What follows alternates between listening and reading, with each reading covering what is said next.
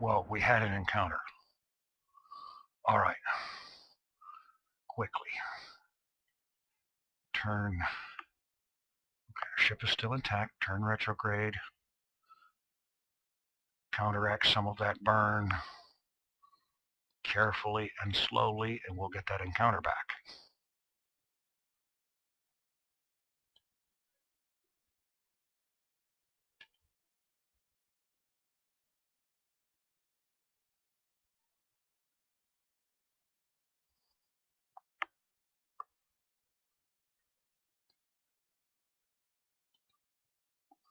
Okay.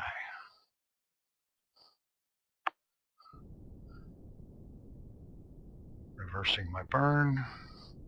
That encounter happened right up here.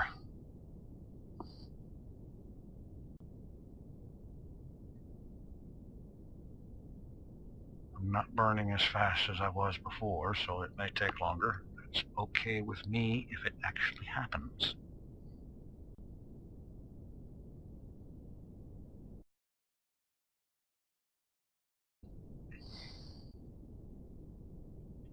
We have an encounter. Duna Encounter, 133 days. Okay, that's fine. Jebediah's in for long missions.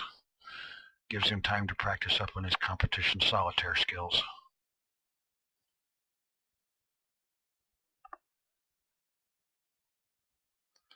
So hard to get a look at the encounter.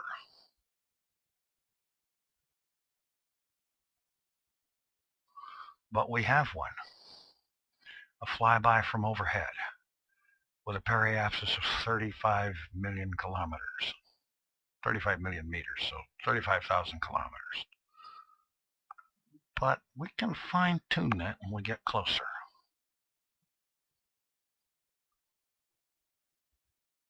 So now, SAS off, RCS off, and let us go into time acceleration.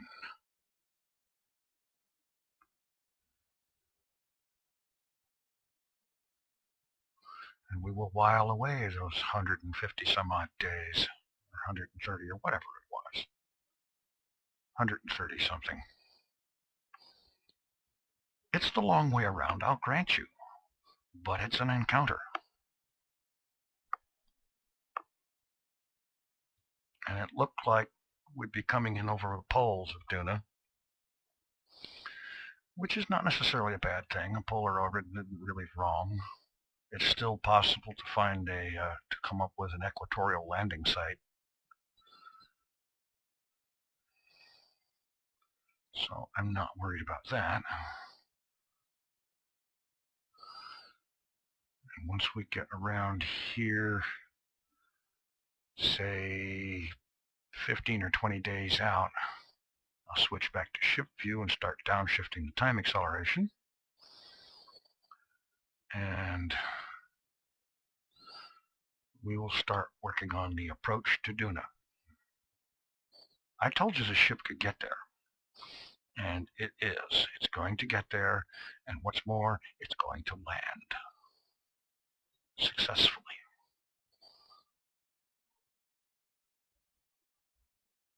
And after it lands, be intact enough for a takeoff. Okay.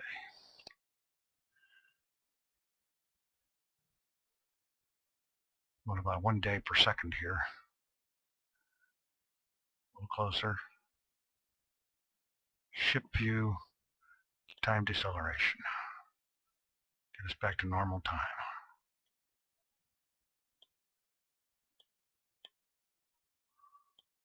All right, now let's have another look at this map. Zoom in for one thing. Can we get a better view of the encounter? It would be nice if focusing on the encounter, getting a camera to focus on the encounter would be an idea. Because this is really a pain. If you could switch the camera focus to the encounter itself, you could zoom right in on it and get all the details and get a good look at it. All right. Okay, I'm going to use Smartass for this, just simply because it's quicker and easier. I'm going to shift retrograde and see if that will help bring this periapsis down. If that doesn't work, I'll burn prograde a little bit, or maybe a little bit of inward and outward, or normal and anti-normal. I'm not sure exactly. Let's just keep that on there. A little bit of burn. It's getting higher. Switch prograde. And we'll try that again. And if retrograde made it higher, then prograde should bring it down.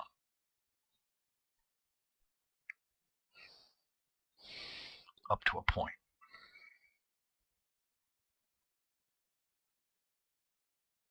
Okay, prograde, burn. That's bringing it down. With just minimum thrust even. Because we're 13 days out, we've got lots of leeway here.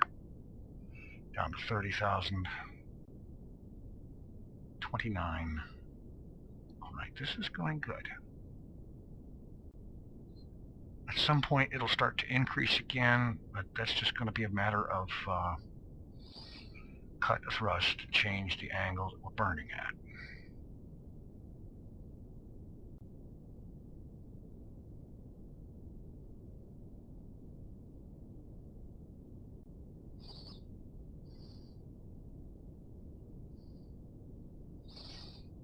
It's down to 22,000. This is looking better. Ladies and gentlemen, we are going to achieve Duna. 21,000.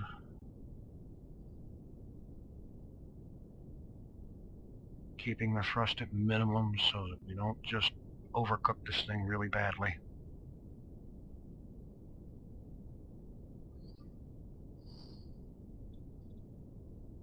Okay, it's going back up. Cut the engine. All right.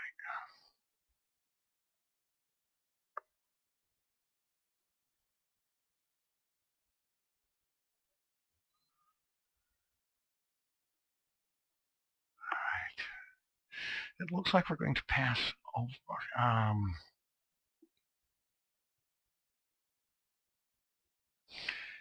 anti-normal.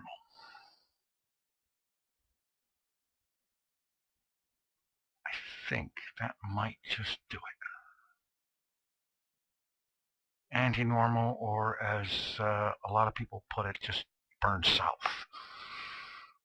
In this situation, they mean pretty much the same thing, but anti-normal is actually the correct term.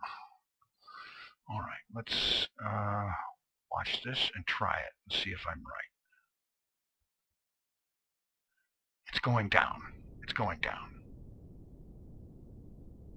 Excellent. 20,000.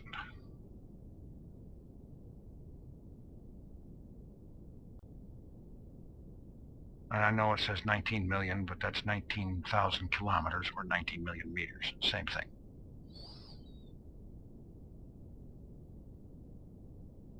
All right. This is good. Closest approach is down to 17.5, just about. There we go. All right. I wish I could zoom in on this better. I really do. 16,000. Watching for it to start increasing at some point. This is the beauty of doing things 13 days out. Thought that started to go up. Let's see. No, it's still going down. Excellent. If I could get that down to 1,000 kilometers, that would be great.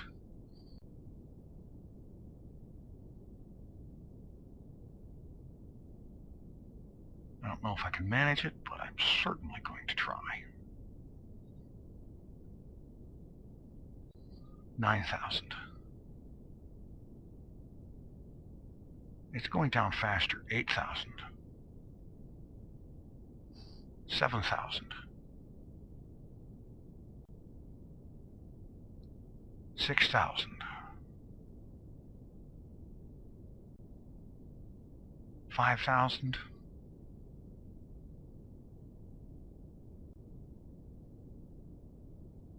into the 4,000 range.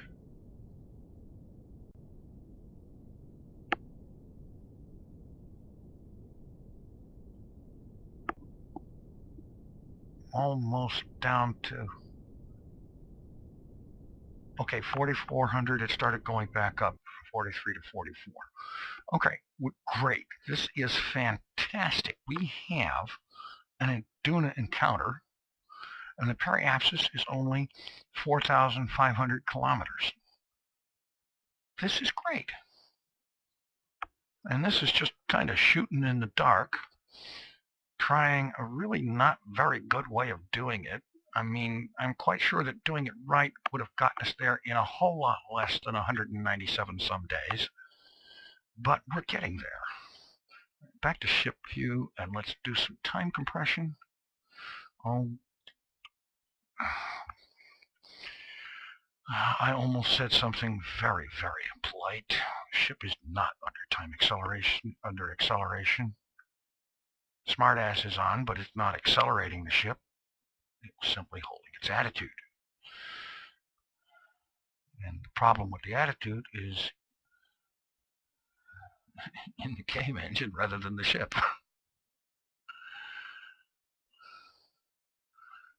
Dare I borrow a phrase from Minecraft? Fix your game, Jeb. Did I say Minecraft? I meant Minecraft. I don't know. The pronunciation sometimes goes afoul, especially if I'm irritated with something at the time.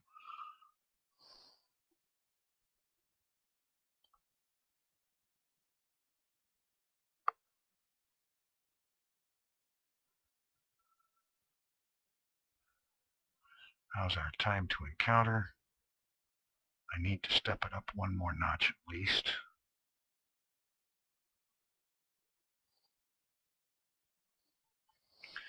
Okay.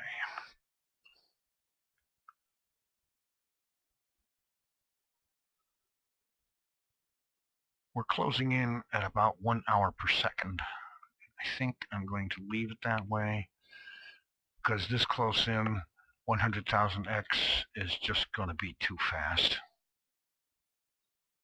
Be entirely possible to blow right by the encounter, and I'd rather not do that because with this orbit it might be a long time getting another encounter.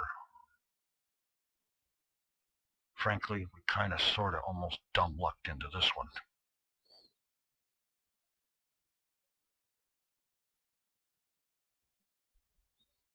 So I'm perfectly willing to take my time.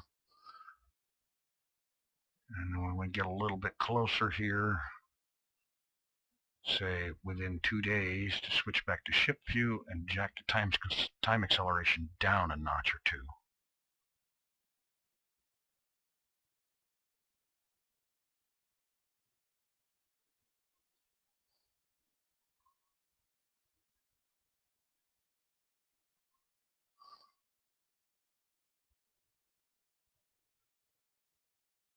Okay, ship view, time acceleration down a notch, go back.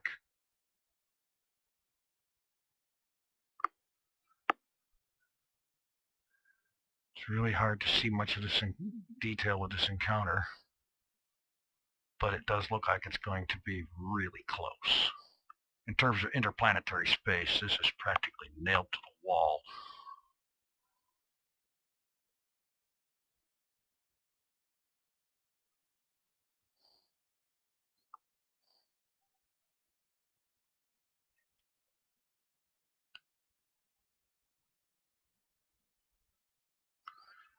I think that's about the best view I can manage.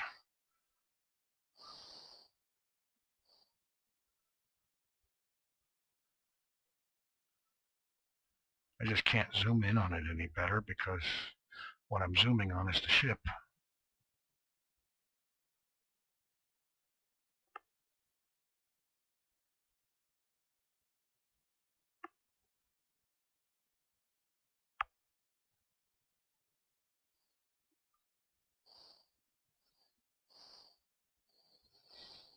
All right. This is good. Over 208 days of travel is going to pay off. When Jeb returns to Kerbin, he's going to be the champion competition solitaire player of all time.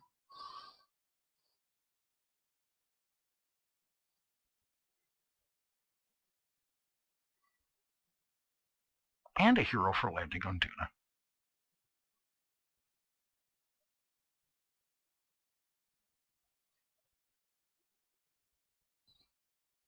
Less than 1 day from the encounter.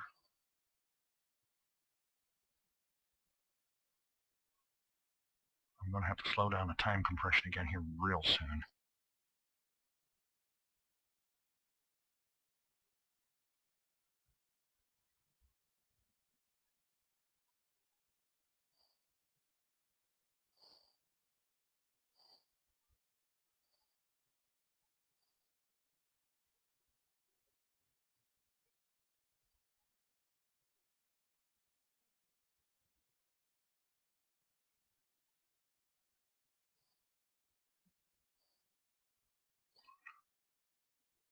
Okay. Take it down another notch.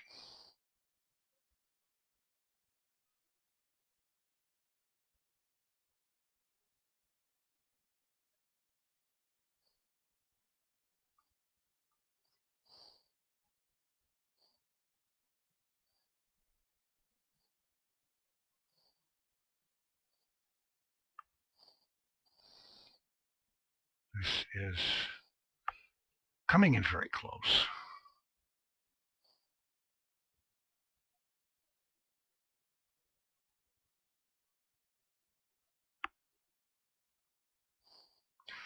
I admit I'm tempted to speed it back up, but I would rather take a little bit longer, be a little more careful. This has been a rough time getting here. Like I said, I've had 2 or 3 takes already, and they've all ended in the ship coming apart. And it's most frustrating. But I think I've got it figured out. When changing time acceleration, don't do it in the map view. And for heaven's sake, don't let MechJeb do it.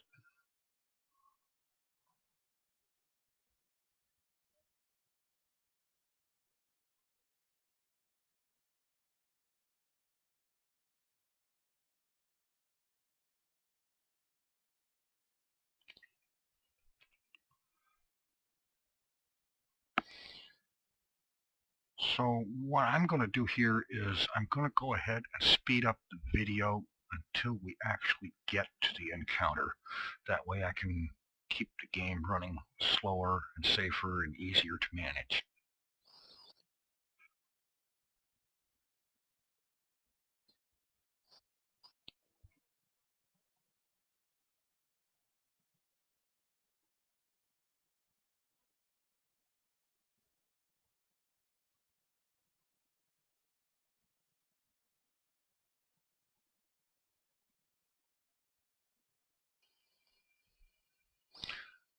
Okay, this right here is Duna. That little twinkling spot right there is Ike. And Duna is moving closer and closer to where that blue dot is, which is where it will be when we reach the encounter date. And we're getting close, very close. And now back to video acceleration.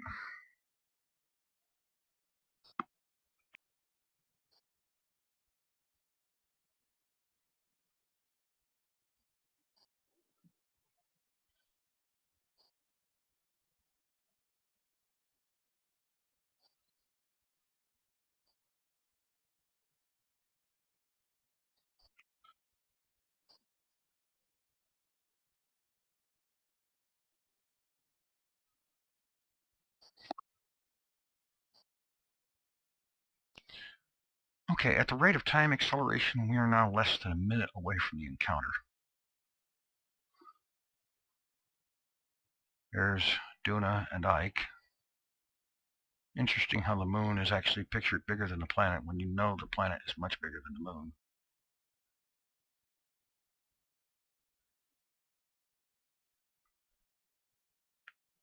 Everything's falling into position. Okay, we are now in Duna orbit. Our periapsis is, oh, I changed my zoom here. Our periapsis is just outside the orbit of Ike, as I was able to see just before it faded. So now it's just a matter of follow the standard procedure for any orbital approach. Get in close to periapsis, turn retrograde, and burn to circularize the orbit, or to at least turn it into an orbit. And decisions about circularization and plane change and so on can be made after that. So again, we wait. Duna is now showing as a visible disk. Checking our ship. It is still intact. Jeb is just absolutely thrilled with anticipation. Our fuel situation, we still have 100 liters of fuel in the upper lander tanks. These 3 outer tanks are what I consider the lander stage. They are for the trip out and the landing, and the 2 tanks on the central part are for liftoff and the return. Assuming we don't decide to just stay there as a permanent Kerbal presence. I'm sure Jebediah would not mind the extra time to practice his competition solitaire. I understand it's a cutthroat sport.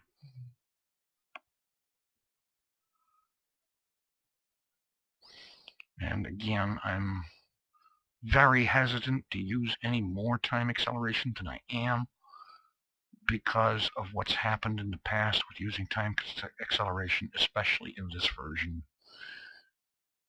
Both I don't want to overshoot the mark, and I don't want the ship to go flying in pieces, especially not after having traveled over 210 days from Kerbin.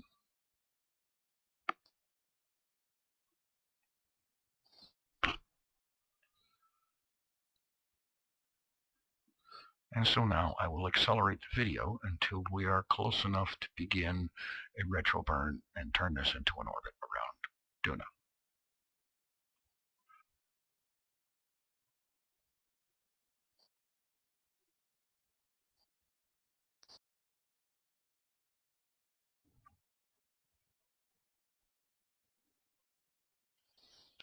And so far, getting in here this close, I see that Duna is indeed somewhat Mars-like, a reddish surface. It does feature obvious polar ice caps.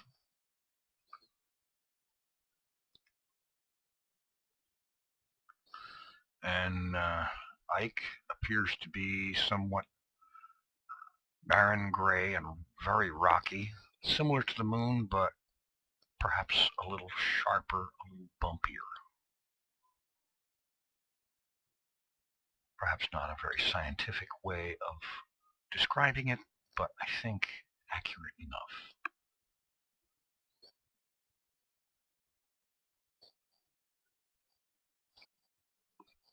Okay. I think it's time to switch out of time acceleration.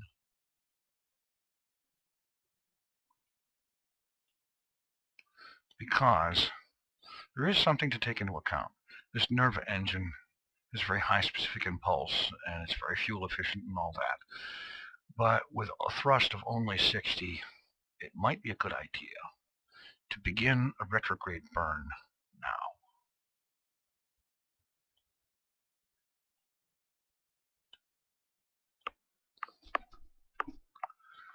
And again, make sure that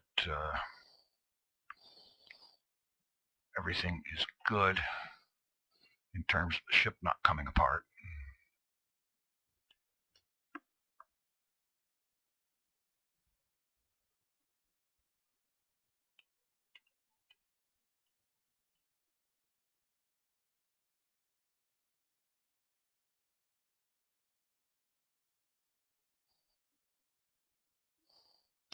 all we have to do is find retrograde.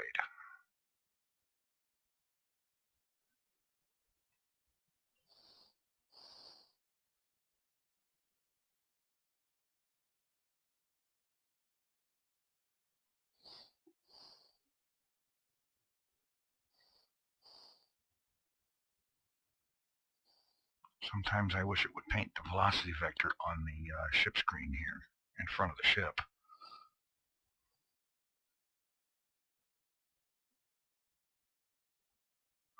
This is not getting us anywhere. We've gone all the way around and still haven't seen the retrograde marker.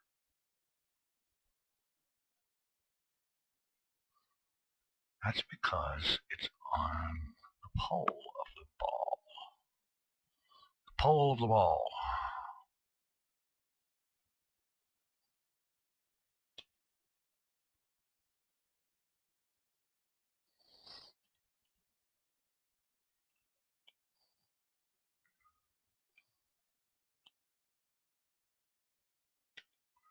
Okay, hold that.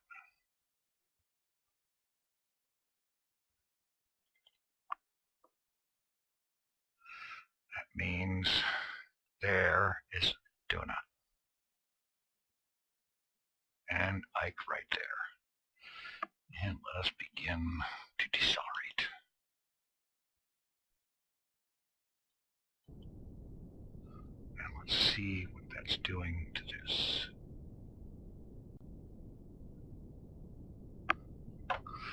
If my mouse will hold still. Okay, it's coming down. Let's increase the thrust. We need to bring that down inside the orbit of Ike anyway.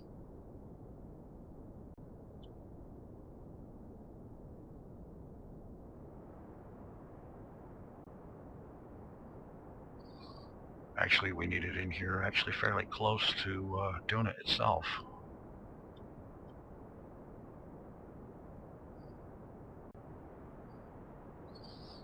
Okay, I can just watch the information here. As long as it continues to go down, we're good. I'm confident this time we're going to have a successful landing.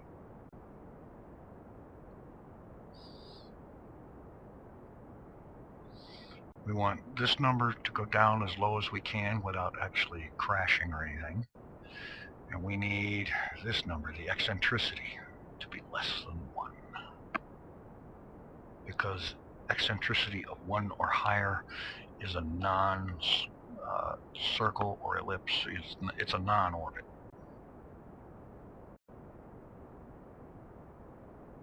It's coming down quickly.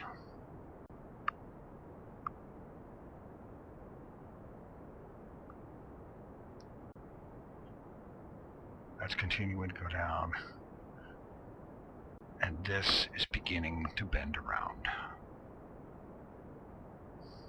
Very good.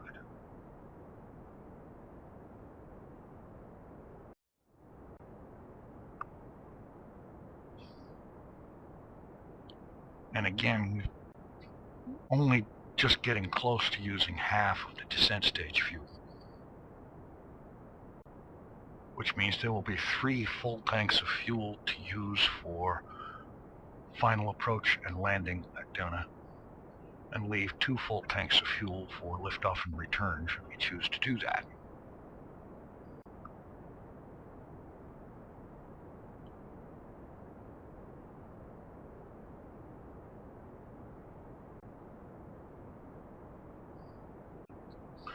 Doing good.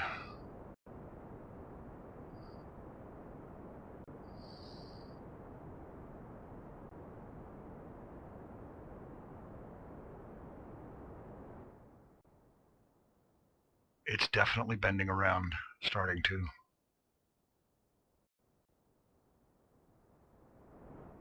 Excellent.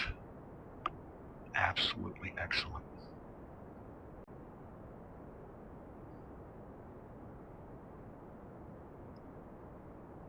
Eccentricity is down to 5.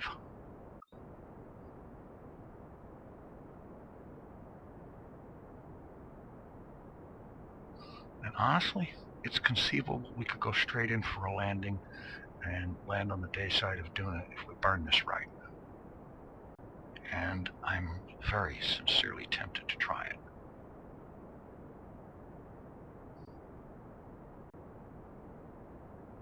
Okay.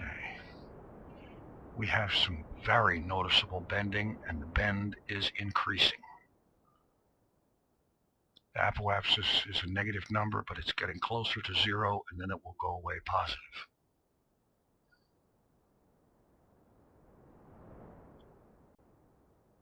Ship is still in one piece.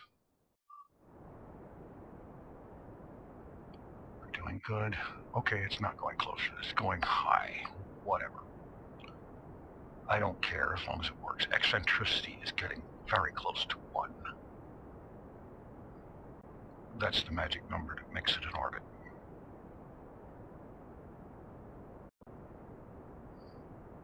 .6. Adjust the ship's attitude just a teensy bit. Not very much.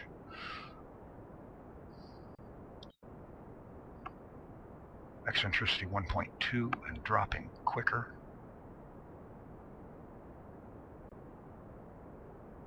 Periapsis is down to 1.6 megameters.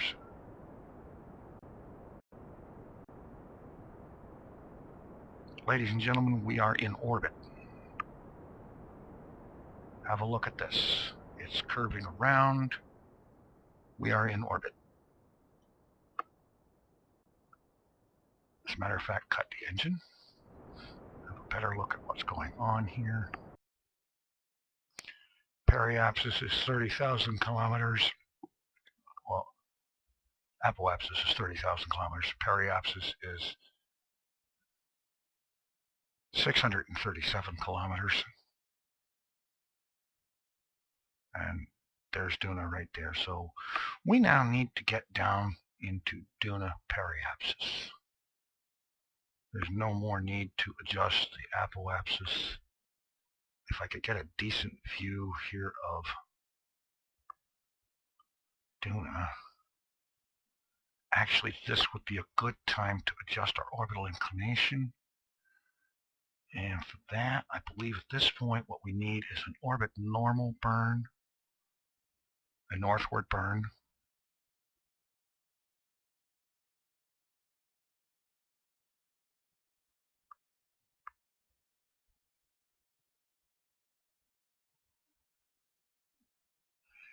And let's see if I'm right. Cut. Okay, we need anti-normal. It started to tip the wrong way. We want to get it more on an equatorial plane, and that was starting to go more polar.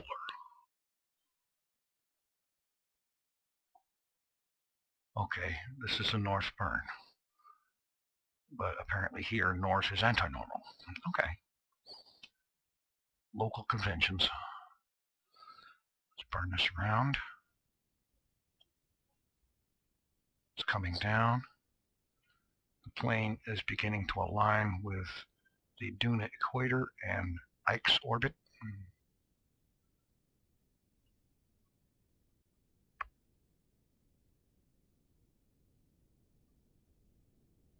And I think cut.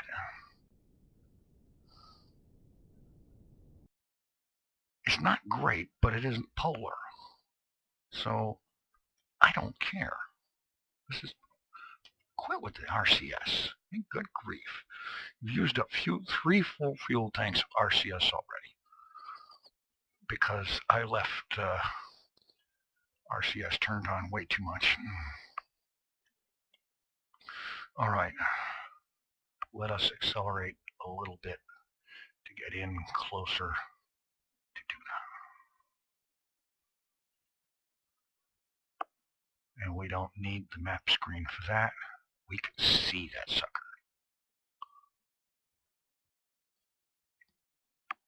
Albeit it's rather difficult to get a good camera view, we can see it.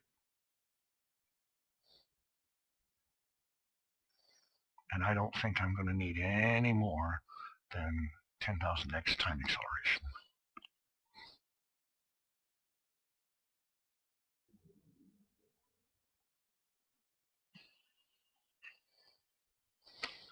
Okay, we are passing inside the orbit of Ike.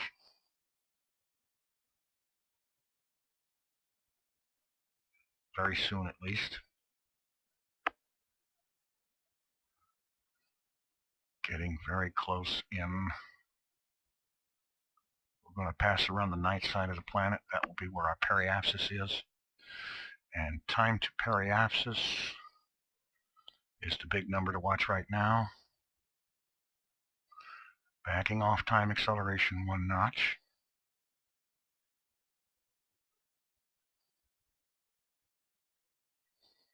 Oh, well, maybe bump it up another notch for just a little bit.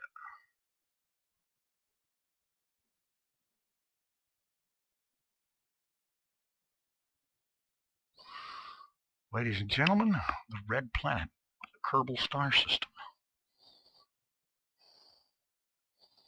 And as is my usual routine, I arrived in orbit. My first close approach is on the night side of the planet.